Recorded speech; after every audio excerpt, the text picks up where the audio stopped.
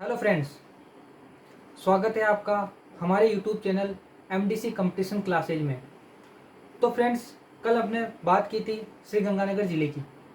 श्री गंगानगर ज़िले में जो भी महत्वपूर्ण पॉइंट थे कल अपन ने वो पूरा कर लिया था। लेकिन दोस्तों, कल दो चीज़ें मैं बताना भूल गया था, वो आज मैं आपको पहले बता देता हूँ और फिर अपन बात करते हैं राजस्थान के हनुमानगढ़ ज़िले के बारे में। ठीक है, तो वो जो दो महत्वपूर्ण बातें मैं आपको बताना भूल गया था वो बातें आप यहाँ पे लिख लीजिए नोट करके साइड में। तो पहली बात तो ये थी, जो पहली बात थी हनुमानगढ़ वो श्री गंगानगर जिले के बारे में, वो यह थी दोस्तों, सबसे पहले केजरीवाल आयोग। केजरीवाल आयोग, केजरीवाल आयोग दिख रहा है आपको? केजरीवाल आयोग। अच्छा, केजरीवाल आयोग क्या है? ठीक है दोस्तों, शुरू करते हैं कि केजरीवाल आयोग क्या चीज़ है, ये आयोग क्यों स्थापित हुआ, क्या कारण था। तो दोस्तों, आपने सुना घरसाना गोलीकांड। मैंने जब कल श्री गंगानगर जिला पढ़ाया था आपको, तो घरसाना गोलीकांड हुआ था 2004 में। उसकी जांच के लिए राजस्थान के पूर्व मुख्य न्यायाधीश RS केजरीवाल ने केजरीवाल आयोग की स्थापना की, उसकी जांच करने के लिए। इसीलिए 11 फरवरी 2005 को केजरीवाल आयोग की स्थापना की गई। तो आप लिखिए, केजरीवाल आयोग किससे संबंधित है? घरसाना गोली कांड जो कब हुआ था दोस्तों? 2004 में। केजरीवाल आयोग कब आया? केजरीवाल आयोग आया 11 फरवरी 2005 में। केजरीवाल कौन थे? तो राजस्थान के पूर्व मुख्य न्यायाधीश थे RS केजरीवाल। उनके नाम पर इसे केजरीवाल आयोग नाम दिया गया। ठीक है, तो कौन थे? RS केजरीवाल।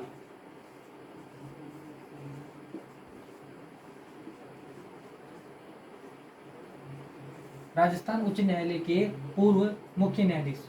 ठीक है दोस्तों, तो ये कंप्लीट हो गया है। पहले पॉइंट तो ये था केजरीवाल आयोग, जो मैंने कल छोड़ दिया था। दूसरा जो आता है मायड़ भाषा सम्मान यात्रा। मैं इसको इरेज कर देता हूँ, आप इसको लिख लो ताकि आप अपनी नोटबुक में इसे लिख लो। चलो यहाँ पे लिख देता हूँ, मैं यहाँ पे जगह है, उसको भी आप लिख लेना।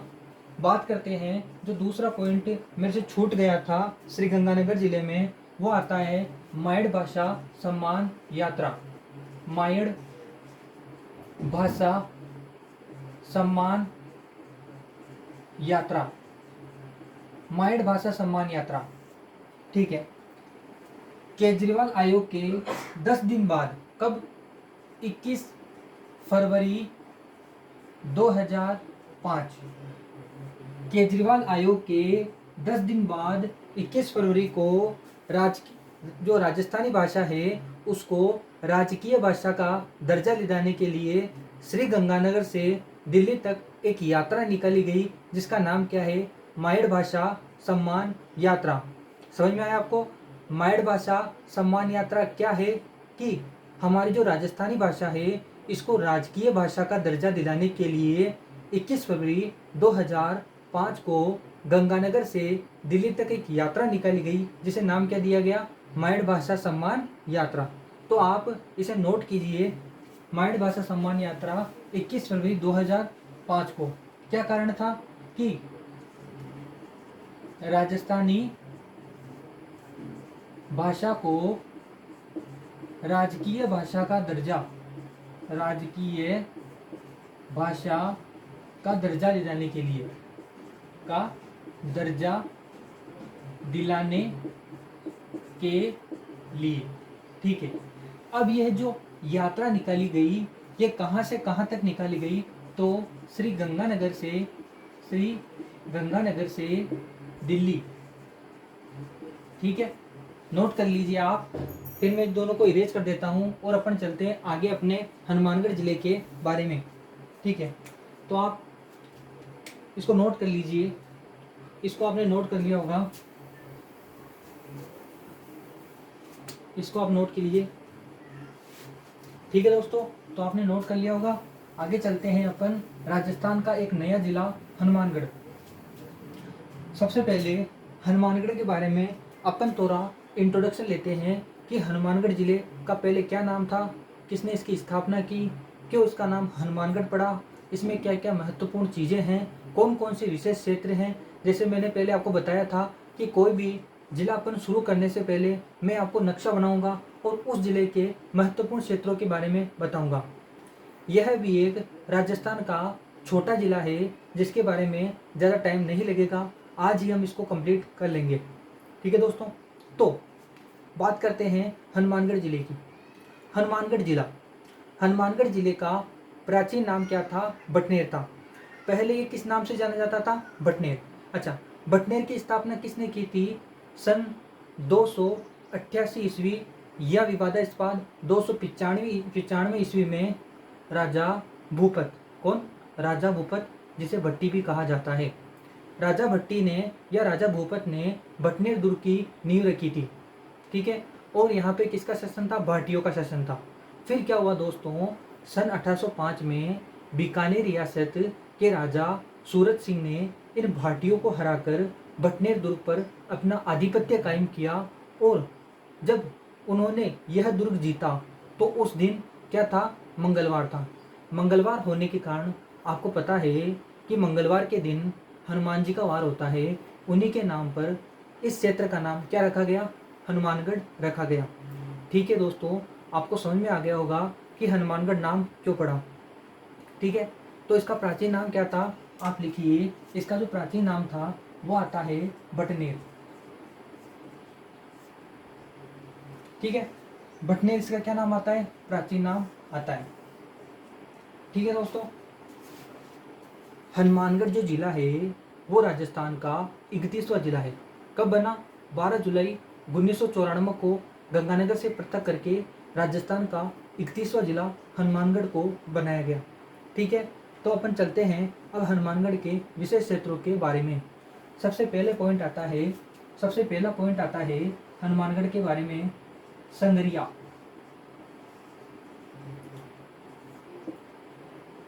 दोस्तों, अपन संगरिया की बात करें तो संगरिया में क्या चीज़ें आती है, हनुमानगढ़ जिले में स्वामी केशवानंद स्मारक, स्वामी केशवानंद स्मारक। दोस्तों, यहाँ पर नोट करने की चीज़ है कि अगर आपसे पूछा जाए कि स्वामी केशवानंद विश्वविद्यालय कहाँ पे स्थित है तो आप क्या बताओगे, बीकानेर। लेकिन अगर आपसे ये पूछा जाए स्वामी केशवानंद स्मारक कहाँ स्थित है तो आपको उत्तर देना है हनुमानगढ़। ठीक है, तो लिखिए आप,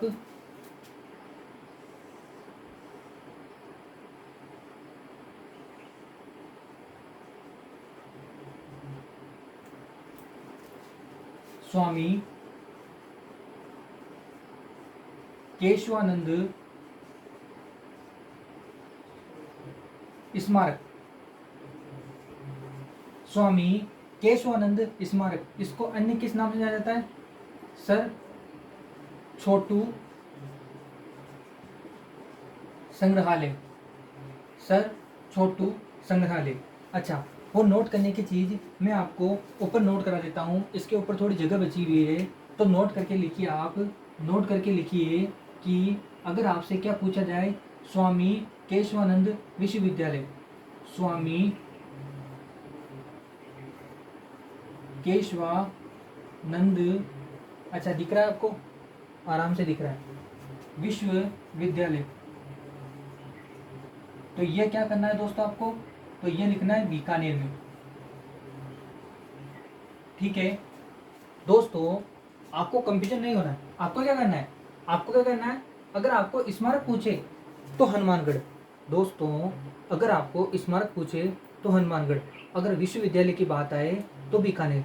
दूसरी बात करते हैं अपन, स्वामी केशवानंद के बचपन का नाम पूछा जा चुका है।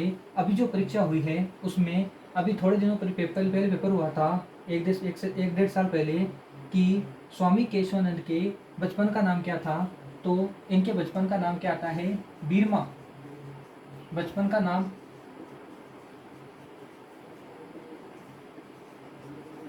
बीरमा, बचपन का नाम क्या आता है दोस्तों, बीरमा, क्या आता है, बीरमा। ठीक है दोस्तों, अब अपन आगे चलते हैं। आगे की बात करें हनुमानगढ़ जिले में, आगे की बात करें तो दोस्तों संग्रिया के बाद आता है हनुमानगढ़।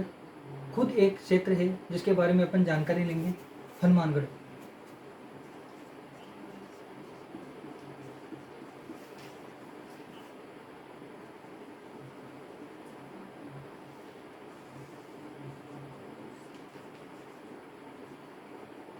हनुमानगढ़ क्षेत्र के बारे में पहले ये आता है कि राजस्थान में फलों का सर्वाधिक उत्पादन मैंने कल आपको बताया था श्री गंगानगर में होता है।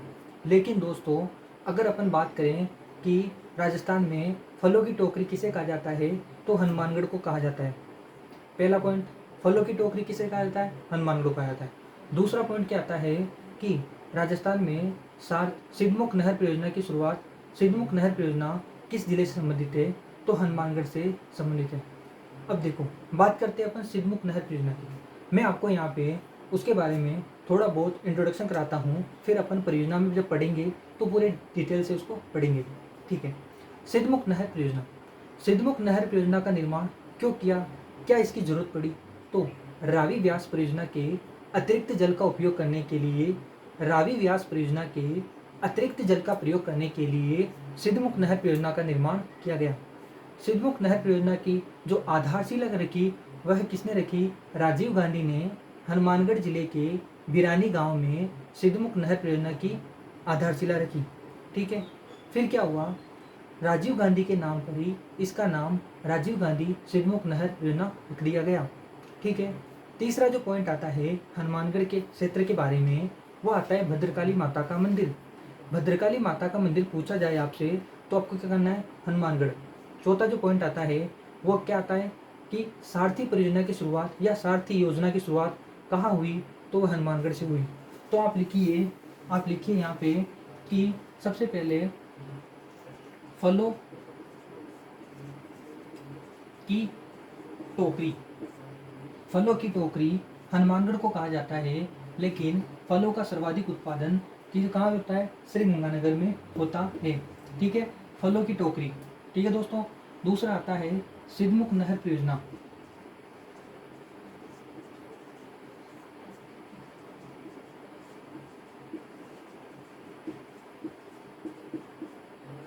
सिद्धमुख नहर परियोजना। फिर जो अगले पॉइंट की अपन बात करें तो सारथी योजना की शुरुआत, सारथी योजना की जो शुरुआत हुई वह यहीं से हुई थी। चौथा जो पॉइंट आता है वो आता है भद्रकाली माता का मंदिर, भद्रकाली माता का मंदिर। ठीक है दोस्तों, तो यह 4 पॉइंट आते हैं हनुमानगढ़ के बारे में। आगे चलते हैं, आगे जो हनुमानगढ़ जिले के क्षेत्र की बात करें तो महत्वपूर्ण जो अगला क्षेत्र आता है वो आता है टिब्बी। क्या आता है दोस्तों, टिब्बी। अपन यहाँ पे लिखते हैं टिब्बी को।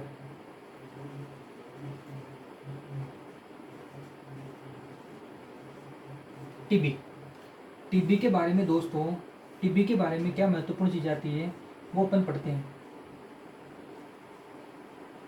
ठीक है, टिब्बी के बारे में जो सबसे महत्वपूर्ण चीज आती है, टिब्बी हनुमानगढ़ के बारे में जो सबसे महत्वपूर्ण चीज आती है वो आती है घग्गर नदी का जो प्रवेश राजस्थान में होता है वह टिब्बी हनुमानगढ़ से होता है। घग्गर नदी के बारे में मैंने आपको कल बताया था।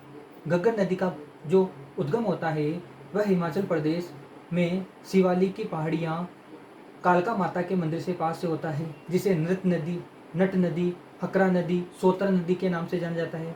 ठीक है, इसका जो श्रीगंगानगर में सूरतगढ़ अनूपगढ़ से होते हुए यह पाकिस्तान के फोर्ट अब्बास तक चली जाती है, जहाँ पर इसका नाम क्या पड़ता है, हकरा पड़ता है। ठीक है दोस्तों, घग्गर नदी आंतरिक प्रवाह की सबसे लंबी नदी है तथा इसे राजस्थान का शोक कहा जाता है, क्योंकि घग्गर नदी जो है वह उसका जो पार्ट है नाली जिसे कहा जाता है, घग्गर नदी के जो प्रवाह क्षेत्र को नाली कहा जाता है। ठीक है दोस्तों, तो टिब्बी, घग्गर नदी का प्रवेश,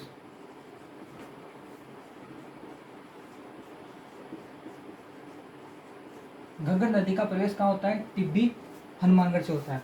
ठीक है, घग्गर नदी का प्रवेश टिब्बी हनुमानगढ़ से होता है। इसी के साथ एक महत्वपूर्ण पॉइंट आता है कि इंदिरा गांधी नहर परियोजना, जिसे राजस्थान की जीवन रेखा कहा जाता है, इंदिरा गांधी नहर परियोजना जिसे राजस्थान की जीवन रेखा कहा जाता है, उसका प्रवेश खरा गांव हनुमानगढ़ से होता है।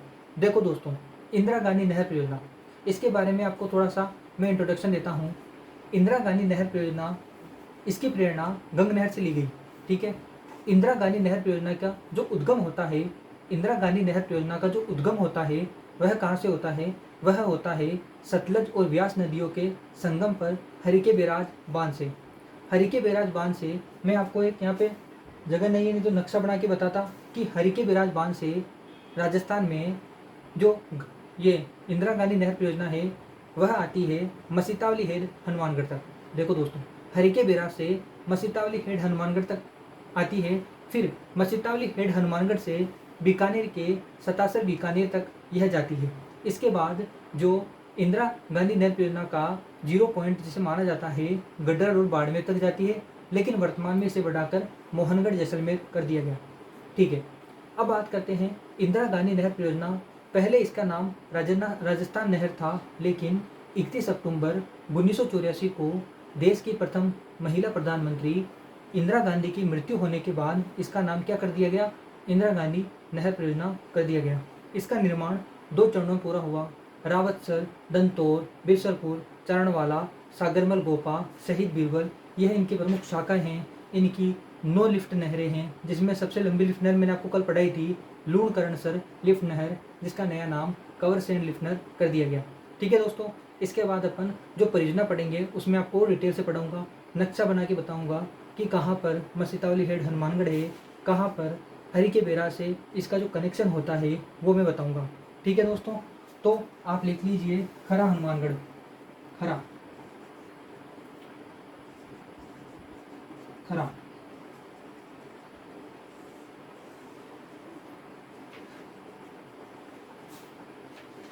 ठीक है।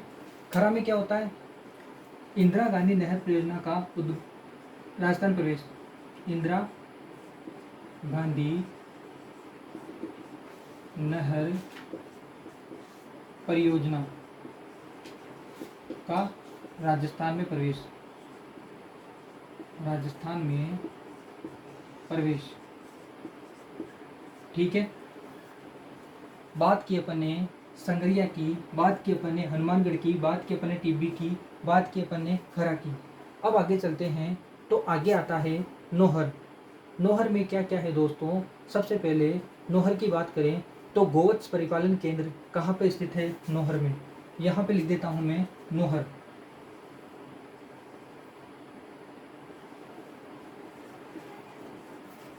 नौहर दिख रहा है आपको? हाँ। तो नौहर में आता है सबसे पहले गोवत्स परिपालन केंद्र, परिपालन केंद्र। ठीक है।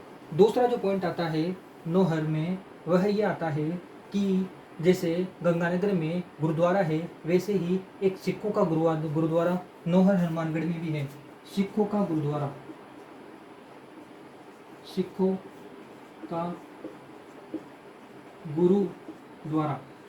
तीसरा जो महत्वपूर्ण टॉपिक आता है नौहर हनुमानगढ़ में, जिसमें सबसे ज़्यादा प्रश्न पूछे जाते हैं, गोगा जी।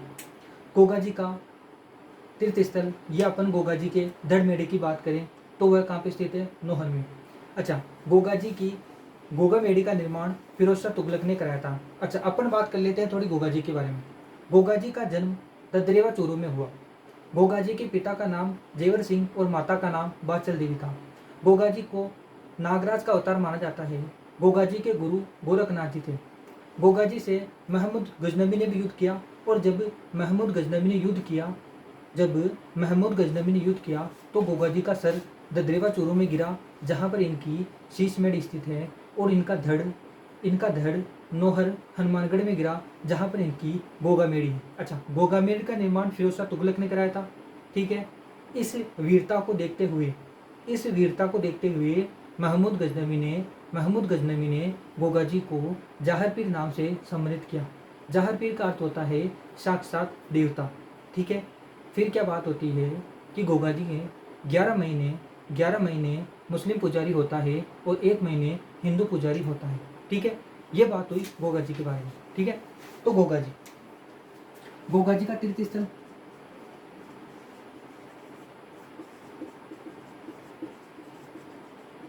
गोगा जी का जो तीर्थ स्थल है वह कहाँ है? नोहर, हनुमानगढ़ में। आगे चलते हैं दोस्तों, आगे चलते हैं तो हनुमानगढ़ का अगला जो टॉपिक आता है वह आता है भादरा। भादरा,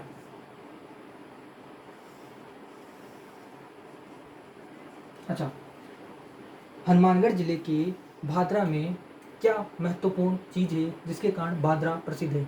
सबसे पहले जिप्सम के भंडार की बात करें तो भादरा में प्राप्त हुई।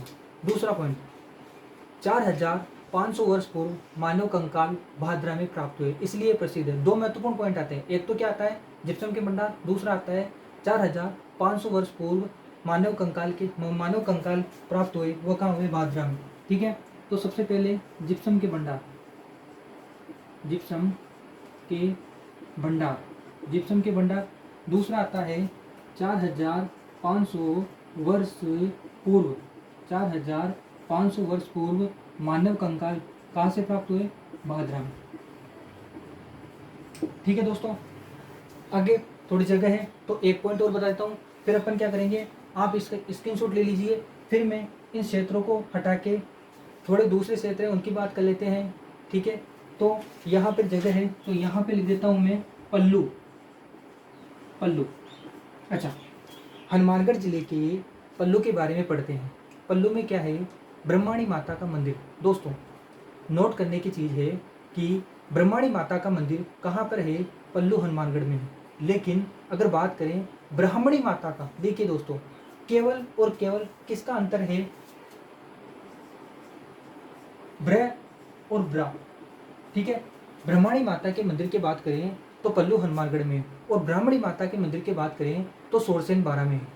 ब्राह्मणी माता वह माता है जिसकी पीठ की पूजा की जाती है। विश्व की एकमात्र देवी जिसकी पीठ की पूजा की जाती है वह कौन है? ब्राह्मणी माता। ठीक है, तो आप लिखिए ब्रह्माणी माता का मंदिर कहाँ पे है? ब्रह्माणी माता, ब्रह्माणी माता का मंदिर, ब्रह्माणी माता का मंदिर। ठीक है दोस्तों, तो आप इसका स्क्रीनशॉट लीजिए, फिर अपन आगे चलते हैं।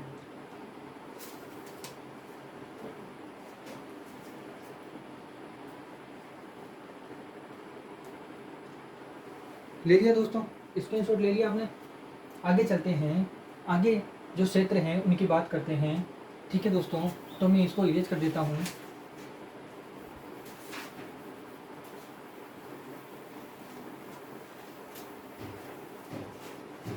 इन क्षेत्रों को मैं इरेज कर देता हूँ। ठीक है दोस्तों,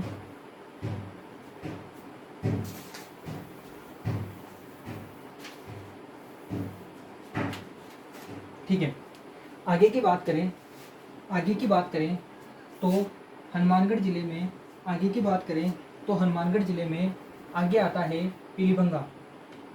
क्या आता है दोस्तों? पीलीबंगा, पीलीबंगा।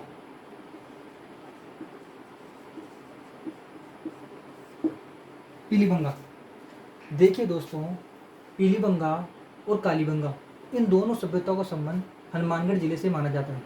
पीलीबंगा क्यों प्रसिद्ध है? क्योंकि यहाँ पर ईंटों का कुआं प्राप्त हुआ। ठीक है, तो पीलीबंगा के लिए महत्वपूर्ण चीज़ क्या है? ईंटों का कुआं।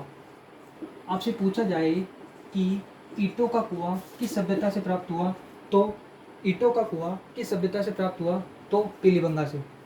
आगे चलते हैं दोस्तों, तो जो दूसरी सभ्यता है हनुमानगढ़ की वह आती है कालीबंगा। कालीबंगा की बात करें दोस्तों, कालीबंगा की अगर अपन बात करें तो इसके बारे में अपन थोड़ा इंट्रोडक्शन लेते हैं। कालीबंगा, ठीक है, सिंधु घाटी सभ्यता की तीसरी राजधानी आती है कालीबंगा। कालीबंगा किस नदी के किनारे विकसित हुई? घग्गर नदी के किनारे विकसित हुई। कालीबंगा का अर्थ काली चूड़ियाँ होता है। ठीक है, कालीबंगा में कालीबंगा का जो खोज की गई वह 1953 में अमलालन घोष के द्वारा की गई। कालीबंगा की जो खोज की गई वह अमलानंद घोष के द्वारा की गई। कब की गई? 1953 में। कालीबंगा का जो उत्खनन किया गया वह कब किया गया? बीबी लाल और बी के थापड़ द्वारा कालीबंगा सभ्यता का उत्खनन किया गया। कालीबंगा सभ्यता में कौन कौन सी प्रमुख चीज़ें हैं? जुटे हुए खेत के साक्ष्य, खेत के साक्ष्य, कपास की खेती, भूकंप के साक्ष्य, शल्य चिकित्सा, इन चीज़ों, लकड़ी के नाली के अवशेष, यह सब कहाँ से प्राप्त हुए हैं? तो कालीबंगा सभ्यता में प्राप्त हुए हैं। ठीक है दोस्तों, तो यह थी कालीबंगा सभ्यता, राजस्थान की निर्धन सभ्यता इसे कहा जाता है, कालीबंगा सभ्यता को। ठीक है, तो आप लिखिए कालीबंगा सभ्यता, आप 1-2 पॉइंट लिख लीजिए, फिर मैं आगे सभ्यता में आपको करा दूंगा। राजस्थान की निर्धन सभ्यता कालीबंगा को कहा जाता है। खोज किसने की? तो खोज की अमलानंद घोष ने। कब की? अमलानंद घोष। कब की? 1953 को की। अच्छा, कालीबंगा सभ्यता में भूकंप के साक्ष्य, जुटे हुए खेत के साक्ष्य, शल्य चिकित्सा के साक्ष्य मिले हैं। कपास की खेती, लकड़ी के नाली के अवशेष यहीं से प्राप्त हुए हैं। ठीक है दोस्तों, आगे चलते हैं। आगे की बात करें तो कालीबंगा के बाद आता है रंगमहल प्राचीन पुरातात्विक स्थल है। आप रंगमहल के बारे में इतना ही लिखिए कि प्राचीन पुरातात्विक स्थल कौन है? रंगमहल। प्राचीन पुरातात्विक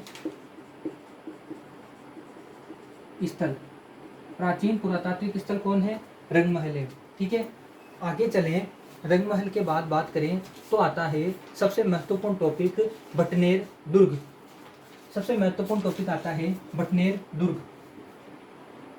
ठीक है, आप लिखिए यहाँ पे दोस्तों, बटनेर दुर्ग।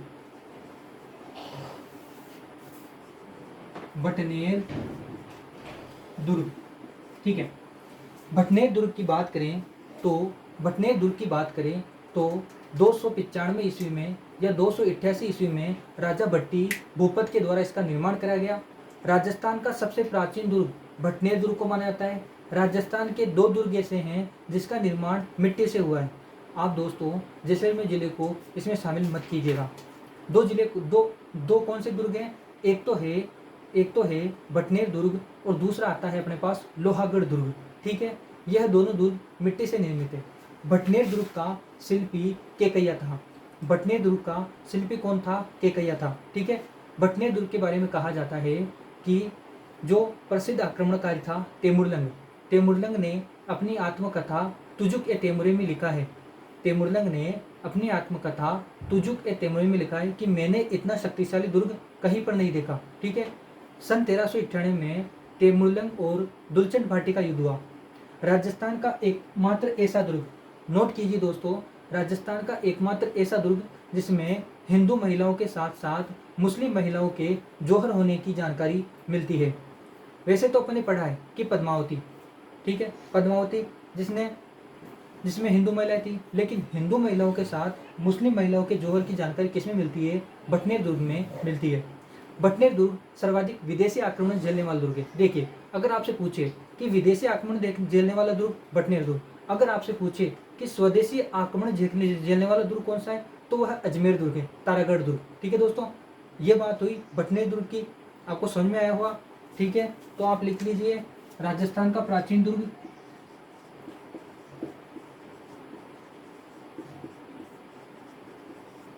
ठीक है, और भट्टी ने निर्माण कराया था। भट्टी या भूपत आप लिख सकते हो, भट्टी या इसे भूपत भी कहा जाता है।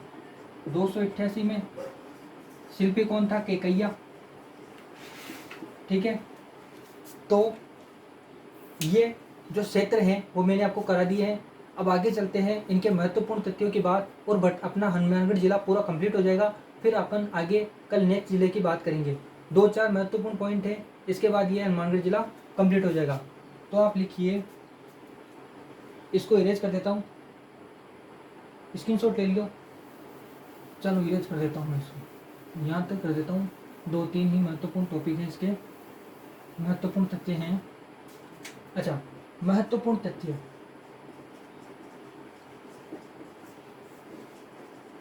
ठीक है। महत्वपूर्ण तथ्यों की बात करें, महत्वपूर्ण तथ्यों की बात करें तो खेल का सामान, खेल का सामान कहाँ बनाया जाता है? हनुमानगढ़ में बनाया जाता है। खेल का सामान, खेल का सामान कहाँ बनाया जाता है दोस्तों? खेल का सामान तो हनुमानगढ़ में बनाया जाता है। दूसरी महत्वपूर्ण पॉइंट बात करें, दूसरी महत्वपूर्ण पॉइंट बात करें तो आती है श्रीगंगानगर, श्रीगंगानगर सूती वस्त्र मिल। देखिए दोस्तों, राजस्थान में कुल 23 प्रकार की सूती वस्त्र मिलें हैं, जिसमें 17 निजी क्षेत्र की हैं, 17 निजी क्षेत्र की हैं, 3 सार्वजनिक क्षेत्र की हैं और 3 सहकारी क्षेत्र की हैं। 3 सहकारी क्षेत्रों में एक नाम आता है श्रीगंगानगर। देखिए दोस्तों, नाम से कंफ्यूजन मत होइएगा। जिला नाम तो दे रखा है श्रीगंगानगर, लेकिन कहाँ पे स्थित है? हनुमानगढ़ में। श्रीगंगानगर सहकारी कताई मिल कहाँ पे स्थित है? हनुमानगढ़ में। श्रीगंगानगर, श्रीगंगानगर सहकारी कताई मिल कहाँ पर स्थित है दोस्तों? तो ये कहाँ पे स्थित है? हनुमानगढ़ में। ठीक है, आगे चले तो आगे का जो महत्वपूर्ण पॉइंट आता है वह आता है आपणी परियोजना। आपणी परियोजना है वह कहाँ का हुई? तो चूरू, हनुमानगढ़ और झुंझुनू। आपणी परियोजना का संबंध किन जिलों से है? आपणी परियोजना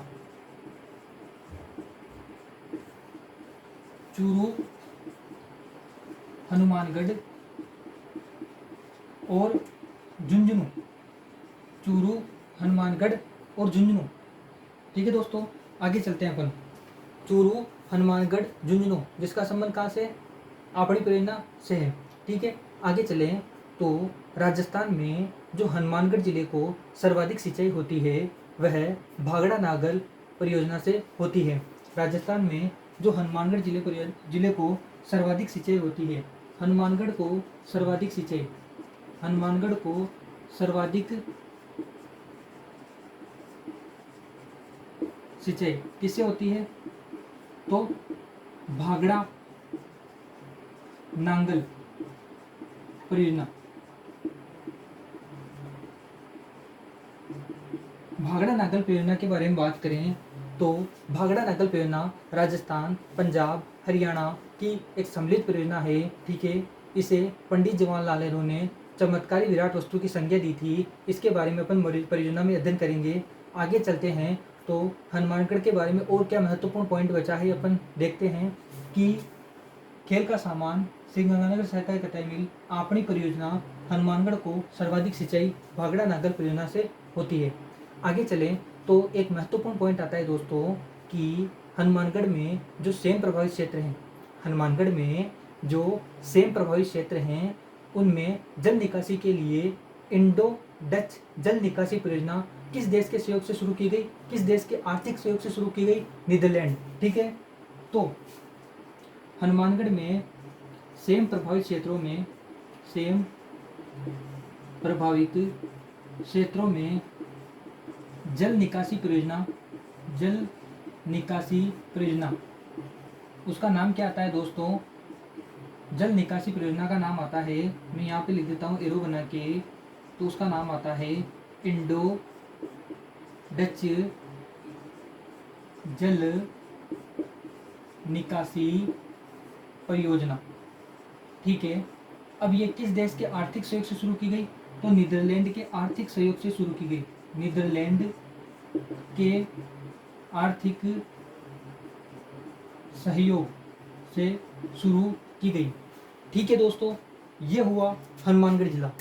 तो दोस्तों, मुझे ज़्यादा से ज़्यादा मेरे इस चैनल को सब्सक्राइब कीजिए, शेयर कीजिए, लाइक कीजिए, कमेंट करके बताइए कि आपको वीडियो कैसा लगा। आगे मैं ऐसे वीडियो लाता रहूँगा। अब कल नेक्स्ट जिले की बात करेंगे। तो दोस्तों, जय हिंद, जय भारत, मिलते हैं नेक्स्ट वीडियो में।